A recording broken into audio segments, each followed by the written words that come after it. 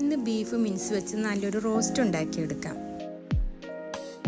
Mince എളുപ്പത്തിൽ വൃത്തിയാവാനായി നമുക്ക് ഈ വെള്ളത്തിലേക്ക് അല്പം വിനെഗർ ഒഴിച്ച് കുറച്ച് സമയം മൂടി വെക്കാം.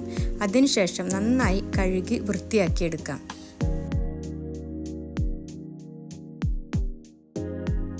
ഇതിലൊരുപാട് ഫാറ്റ് ഉള്ളതുകൊണ്ട് തിളച്ച വെള്ളത്തിൽ അല്പം മഞ്ഞൾപ്പൊടി ഇട്ട് ഞാനിതൊന്ന് ജസ്റ്റ് ഡ്രെയിൻ ചെയ്തെടുക്കുകയാണ്.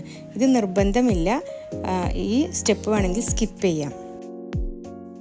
ഇനി ഇതിലേക്ക് ആവശ്യമുള്ള സാധനങ്ങൾ: മീഡിയം സൈസ് ഇഞ്ചി, വെളുത്തുള്ളി 10 എണ്ണം, തക്കാളി ഒരു വലുത്, സവാള 3 എണ്ണം, പച്ചമുളക് 5 എണ്ണം, പിന്നെ പുതിന മല്ലിയില.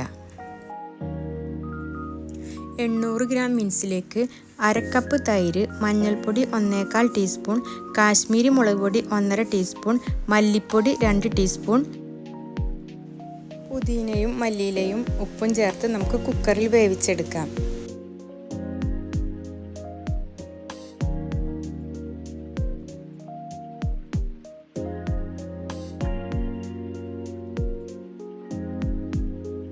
ലോ ഫ്ലെയിമിൽ ഒരു വിസിൽ വന്നപ്പോൾ ഞാൻ ഓഫ് ചെയ്തു. ഇതിപ്പോൾ ഏകദേശം വെന്ത് വന്നിട്ടുണ്ട്.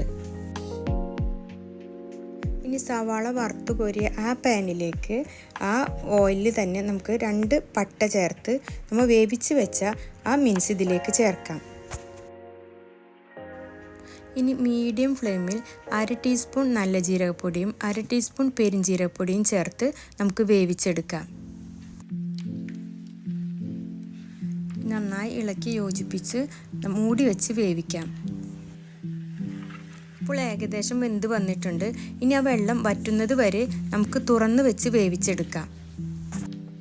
ഇപ്പോൾ വെള്ളമെല്ലാം വറ്റി വന്നിട്ടുണ്ട്.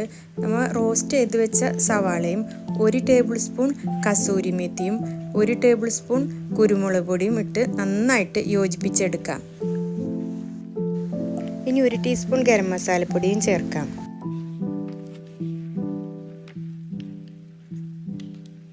പുതിനയിലേക്കാൾ കൂടുതലായി മല്ലിയില ചേർത്ത് നന്നായി യോജിപ്പിച്ചാൽ നമ്മുടെ ഈ ടേസ്റ്റി ആയിട്ടുള്ള ഈ റോസ്റ്റ് ഇവിടെ റെഡിയായി.